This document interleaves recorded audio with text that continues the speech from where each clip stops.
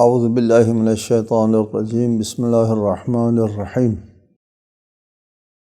الحمد للہ رب العالمین والصلاة والسلام علی اشرف الانبیاء والمرسلین وآلہ الطیبین الطاہرین۔ اعوذ باللہ من الشیطان الرجیم ومنہم من یؤمن به ومنہم من لا یؤمن به ربک اعلم بالمفسدین۔ سورہ یونس آیت 40۔ اور ان میں سے کچھ ایسے ہیں جو اس پر ایمان لاتے ہیں اور کچھ ایسے ہیں جو ایمان نہیں لاتے، اور آپ کا پروردگار ان مفسدوں کو خوب جانتا ہے۔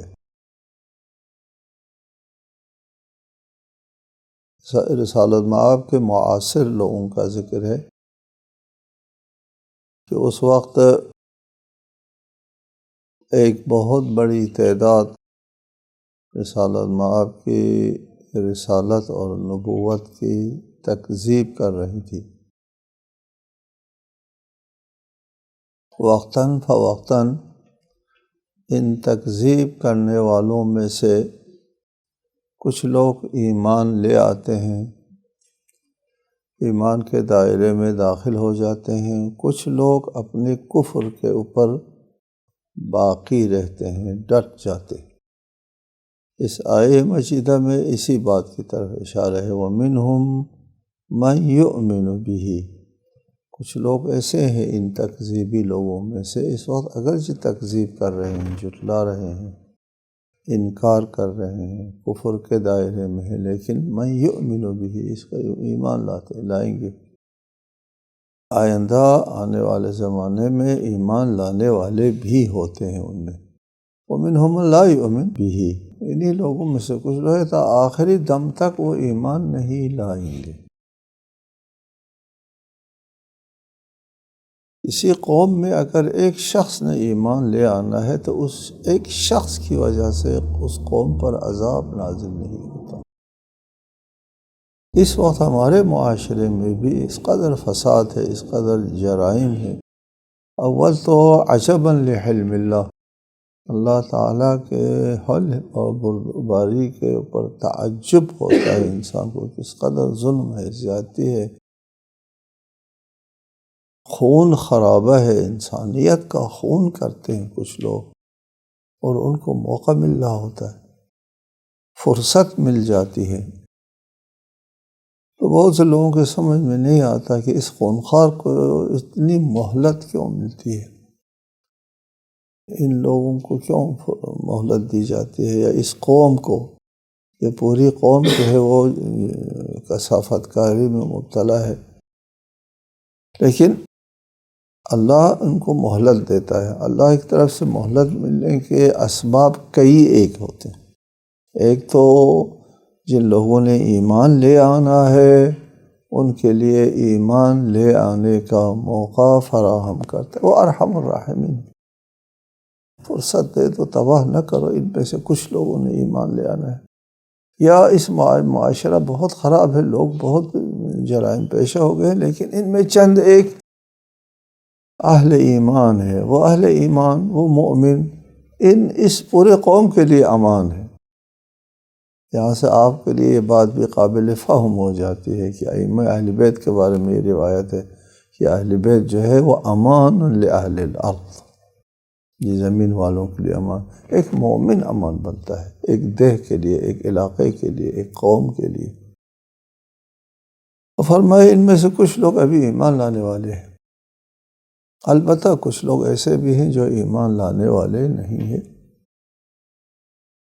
فرمائے وَرَبُّكَ أَعْلَمُ بِالْمُفْسِدِينَ، تمہارا مالک، تمہارا خدا ان مفسدوں کو جانتا ہے جو ایمان لانے والے نہیں ہیں۔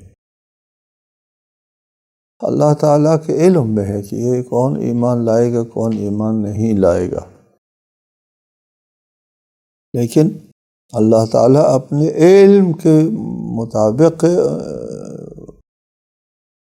کسی کو عذاب یا ثواب نہیں دیتا، علم کے مطابق ثواب اور عذاب کا مستحق نہیں ہوتا۔ بلکہ وہ عملاً انکار کرے، عملاً تکذیب کرے یا عملاً ایمان لے آئے تو وہ مستحق ہوتا ہے، ایمان کے مرحلے میں داخل ہونا ہوتا ہے، یا تکذیب کرتا ہے عملاً تو پھر اس کو وہ عذاب کا مستحق ہوتا ہے۔ اللہ کو پتہ ہے مفسدین کون ہے، ایمان نہیں لانا ہے ان لوگوں نے، ہمیشہ کے لیے ایمان نہیں لانا ہے۔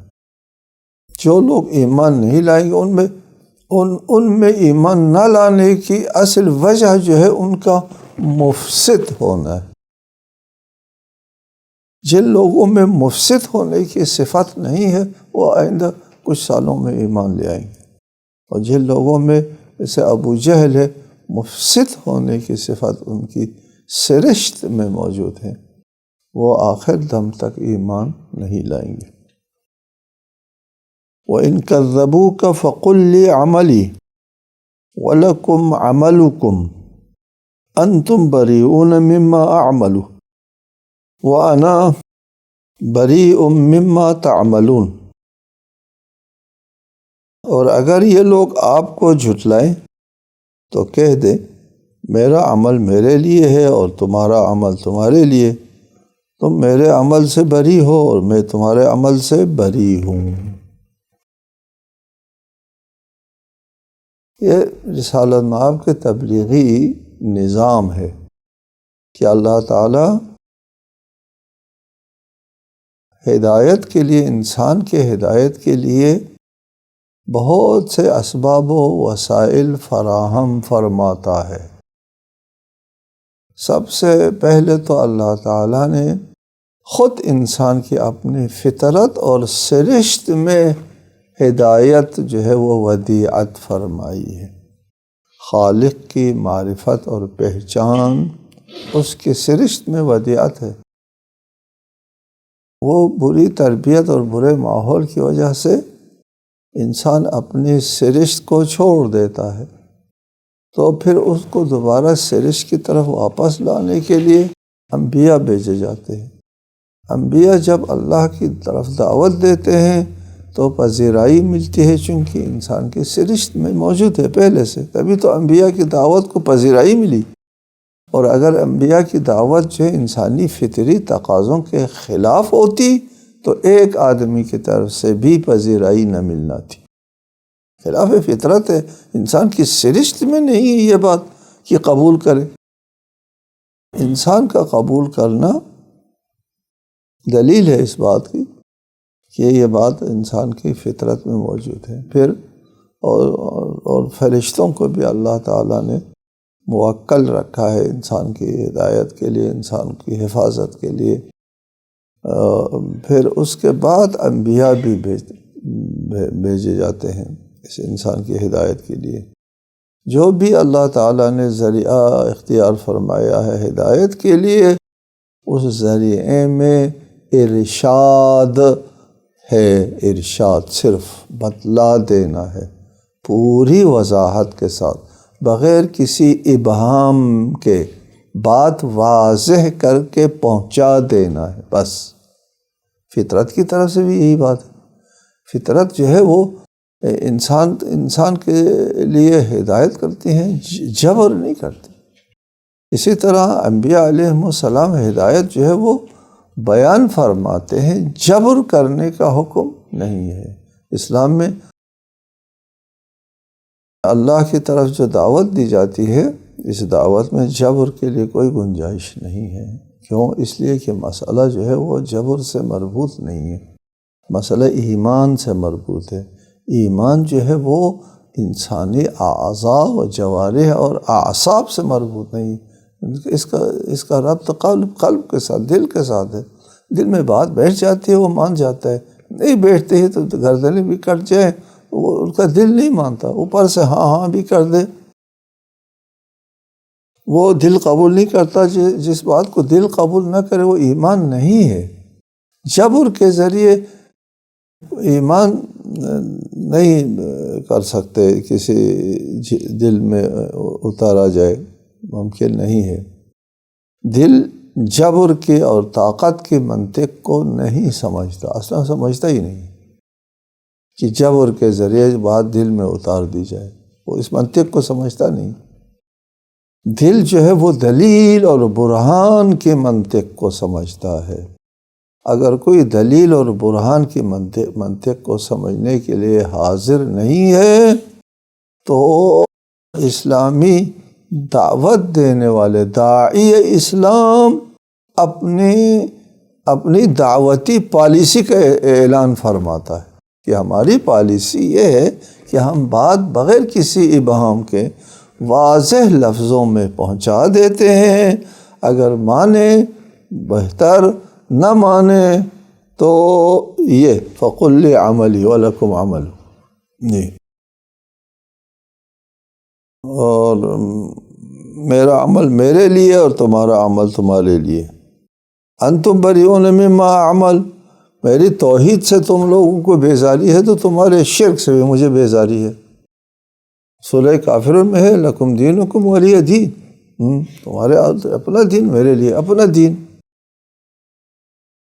یہاں کسی بات کو قبولانے کے لیے جبر کا سوال پیدا نہیں ہوتا اسلام میں، لا اکراہ فی الدین، دین کو قبول آنے کے لیے جبر کے لیے گنجائش نہیں ہے، یہ مسئلہ جبر کے ساتھ مربوط نہیں ہے۔ ایمان جو ہے وہ جبر کے ساتھ نہیں لایا جاتا، اور اس آیت میں اس موقف کا، اس پالیسی کا اعلان کر دیا کہ اگر تم لوگ کو نہیں مانتے اور ہماری دعوت کو قبول نہیں کرتے تو تم اپنی جگہ، ہم اپنی جگہ۔ ایسا نہیں ہے کہ اگر تم نہیں مانتے تو ہم تمہاری جان لیں گے، ایسی کوئی بات نہیں ہے۔ کسی عقیدہ یا کسی نظریے کے تحت کسی سے زندگی کا حق چھیننے کا تصور اسلام میں نہیں ہے، اصلاً نہیں ہے کہ کسی عقیدے کی بنیاد پر اس کی زندگی چھین لی جائے، اس کو زندہ رہنے کا حق نہ دیا جائے، صرف اور صرف عقیدے کی بنیاد پر۔ ایک شخص ہے خدا کا منکر ہے، خدا کو نہیں مانتا، یہ کہتے ہیں یہ تمہارا اپنا پیداوار۔ بہت سے لوگ ہیں جو خدا کو نہیں مانتے، یہ کہتے ہیں تمہارے ذہن کا ساختہ و بافتہ ہے، کوئی خدا نہیں ہے۔ اس سے بہت بڑا جرم تو نہیں ہوتا جو خدا کے منکر ہے۔ اس کے بعد شرک ہے، وہ بہت بڑا جرم ہے کہ اللہ تعالیٰ کی حاکمیت اعلیٰ میں کسی اور کو بھی اللہ کے برابر شریک کر دیں۔ اس عقیدے کی بنیاد پر اس سے حق حیات چھین لیا جائے، ایسا کوئی تصور نہیں، اصلاً کوئی تصور نہیں۔ فَقُلْ لِي عَمَلِي وَلَكُمْ عَمَلُ، تم اپنا شرک پہ رہو، تمہارے لیے اپنا، تمہارے یہ جو شرک والا عمل ہے اس سے ہم برات کرتے ہیں، بیزاری اختیار کرتے ہیں۔ بس اس شرک کے عمل سے بیزاری اختیار کرنے کا مطلب یہ ہے کہ نہ ہم تمہارے زندگی کے معاملات میں دخل دیتے ہیں، نہ تم سے حق حیات چھین لیتے، نہ اصلاً ایسی کوئی بات نہیں کسی نظریے کی بنیاد پر۔ ہاں البتہ ایک مقایسہ آتا ہے کہ طرف طاقت استعمال کرتا ہے، دوسرا فریق صرف تکذیب کر کے نہیں بیٹھتا، اگر وہ تکذیب کرتا ہے، اللہ کا منکر ہوتا ہے، اللہ کے ساتھ کسی کو شریک کر دانتا ہے، اور ٹھیک ہے اور کوئی کام نہیں کرتا، صرف اور صرف نظریہ ہے اور کوئی بات نہیں۔ بات یہاں ہے صرف اور صرف نظریے کی بنیاد کے اوپر اس سے حق حیات نہیں چھینا جاتا، نہ اس کے اوپر کوئی جبر چلایا جاتا ہے، ایسا نہیں۔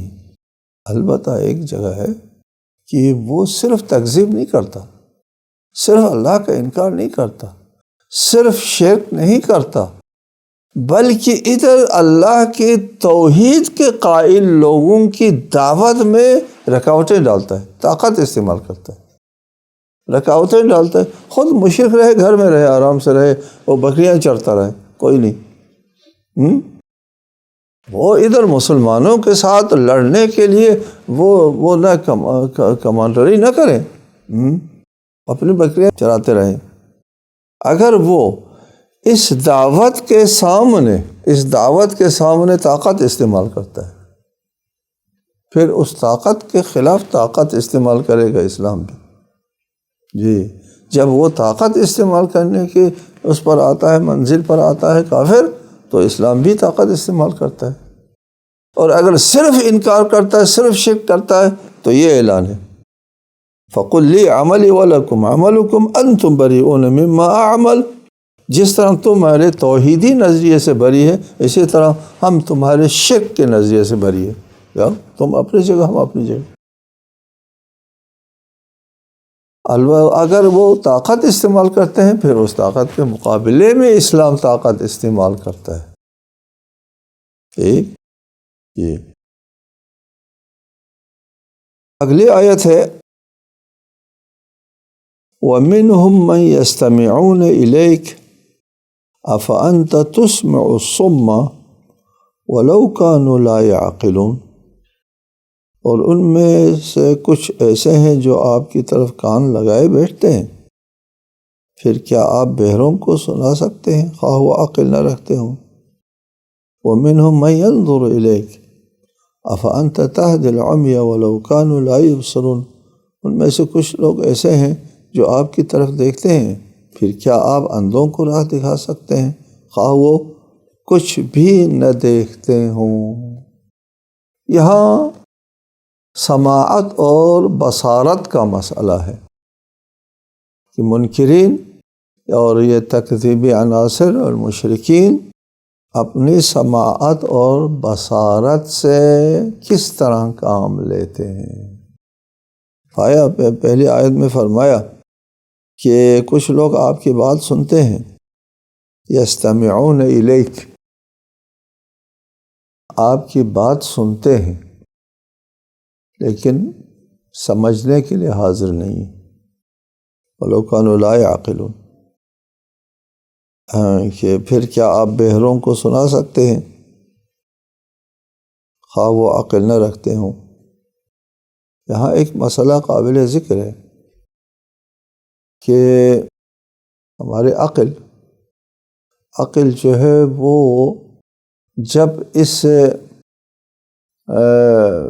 بدن کے اندر ہے، عقل اس بدن کے اندر ہے، روح اس بدن کے دائرے میں محدود ہے، عقل کہیں روح کہیں، تو پھر یہ عقل، یہ روح اپنی سماعت کے ذریعے باتوں کو سن سکتی ہے، بصارت کے ذریعے چیزوں کو دیکھ سکتی ہے، سمجھ سکتی ہے۔ عقل آنکھ نہیں ہے، نہیں سمجھ سکتی، کان نہیں ہے، نہیں سمجھ سکتی۔ عقل ہے لیکن اس عقل کا جو وسائل ہیں، حواس اس کے وسائل ہیں سمجھنے کے، وہ وسائل اگر نہیں ہے تو عقل کچھ نہیں سمجھ سکتی۔ من فقط حسا فقط علما، جس کے پاس ایک حس نہیں ہے، حس سے بصارت نہیں ہے، تو مبصرات سے مربوط جو تمام علم اس کے پاس نہیں ہے۔ جس کے پاس سماعت نہیں ہے تو مسموعات سے مربوط جو علم ہے اس کے پاس نہیں ہے۔ اس کے عقل نے سماعت کے ذریعے سمجھنا تھا، بصارت کے ذریعے سمجھنا تھا، وہ اس کے پاس نہیں ہے، نہیں سمجھ سکتا۔ اور جب یہ عقل اس بدن عنصری سے یہ روح آزاد ہو جائے، تھوڑی دیر کے لیے آزاد ہو جائے، پھر ان چیزوں کی ضرورت نہیں ہے۔ بغیر کان کے وہ سن لیتی ہے، بغیر آنکھ کے وہ دیکھ لیتی ہے، پھر اس کی ضرورت نہیں ہے۔ یہ اندر ہے تو پھر اس کے بغیر نہیں سن سکتے۔ مثال دیتے ہیں کہ آپ خواب دیکھتے ہیں، خواب میں آپ کی یہ آنکھیں بند ہیں، ان کانوں کی طرف کوئی آواز نہیں آ رہی ہوتی ہے، کیونکہ آپ کے کمرے میں وہ بولنے والا تو نہیں ہوتا۔ جو آپ خواب میں اس آدمی کے ساتھ بات کر رہے ہوتے ہیں، اس آدمی کو دیکھ رہے ہوتے ہیں، وہ آدمی جس کو آپ خواب میں دیکھ رہے ہیں وہ آپ کے کمرے میں نہ بول رہا ہے ہاں جی، نہ اس کا وجود عنصری وہاں ہے کہ آپ دیکھ سکیں، آنکھ بھی بند ہے، آنکھ کھلی ہو پھر بھی وہ آدمی تو نہیں ہے یہاں، وہ کسی اور شہر میں کسی اور ملک میں ہے اور آپ اس کے ساتھ باتیں کر رہے ہیں اور اس کو دیکھ رہے ہیں۔ ٹھیک ہے، عقل روح کی آزادی کے اوپر، روح کے تجرد کے اوپر، اور روح ایک مجرد از مادہ چیز ہے، اس پر استدلال کرتے ہیں۔ مسئلہ روح آ جائے گا، اس میں ہم مشروحاً آپ کے لیے بتا دیں گے۔ یہاں ایک نصیحت ابھی بھی ہوگا کچھ لوگوں کے نزدیک، وہ کہتے ہیں کہ ہم کسی عقل کو نہیں مانتے، ان دماغی صلاحیت اور ان حواس سے ہٹ کر، حواس کے ذریعے باتیں جو ہے وہ دماغ کے سیلز میں جو ہے وہ چلی جاتی ہے اور پھر وہ اس کی سمجھ میں آ جاتی ہے۔ بس عقل، یہی عقل ہے، یہی دماغ اور یہی روشنی کے ذریعے آنکھوں تک پہنچنا اور پھر دماغ تک اس کا ادراک جانا، اور آوازوں کے لہر جو ہے وہ کانوں کے پردے کے ساتھ ٹکرانا، اور اس کے وہ آواز جو ہے وہ کان کے پردے جو ہے وہ اپنے ارتعاش کے ذریعے آگے دماغ تک پہنچا دیتی ہیں۔ بس یہی ہے، یہی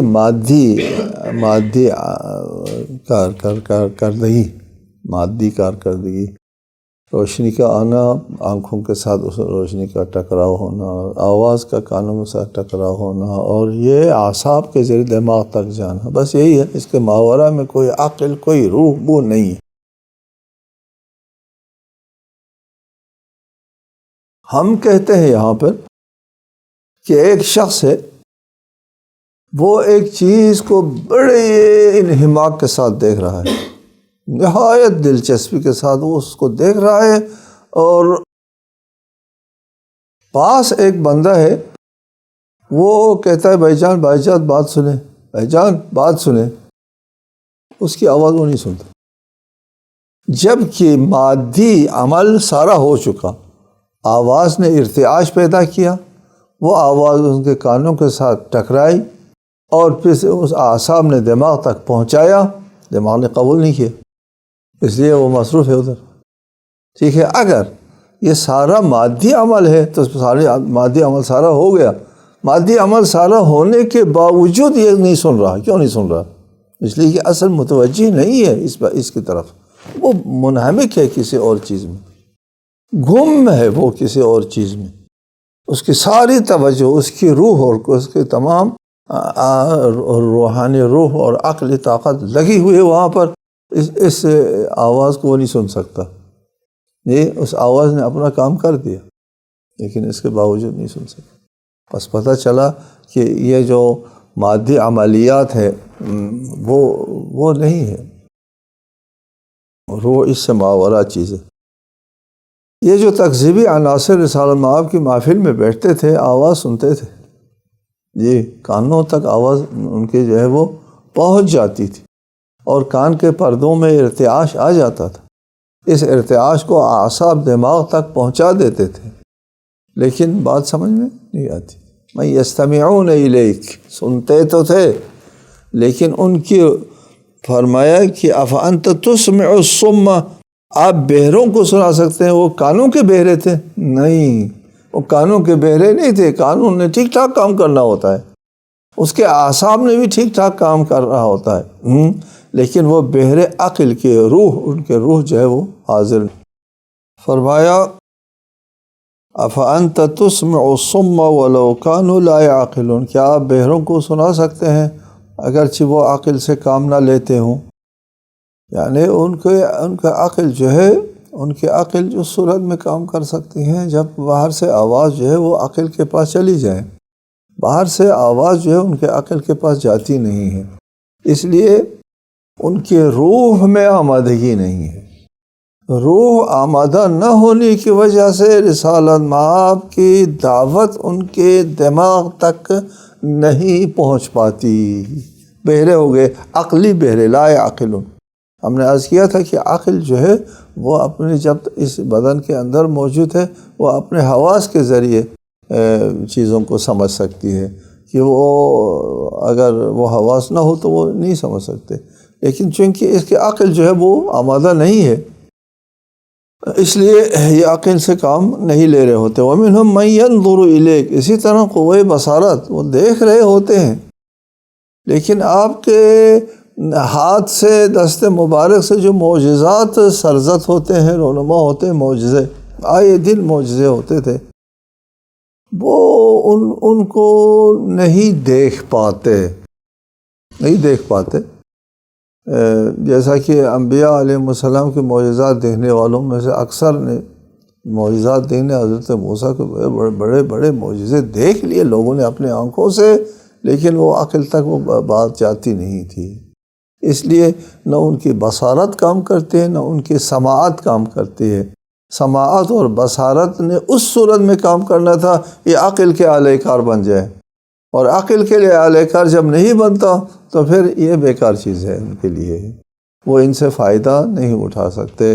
اس لیے وَلَوْ كَانُوا لَا يُبْصِرُونَ، وہ کچھ دیکھ بھی نہ سکتے ہوں، وہ دیکھ نہیں پاتے۔ دیکھنے والے جو ہے وہ ان کی روح ہے، روح میں آمادگی نہیں ہے، روح میں آمادگی نہ ہونے کی صورت میں یہ حواس جو ہے وہ اپنے کام جو ہے وہ نہیں کر سکتے۔ والسلام علیکم ورحمۃ اللہ۔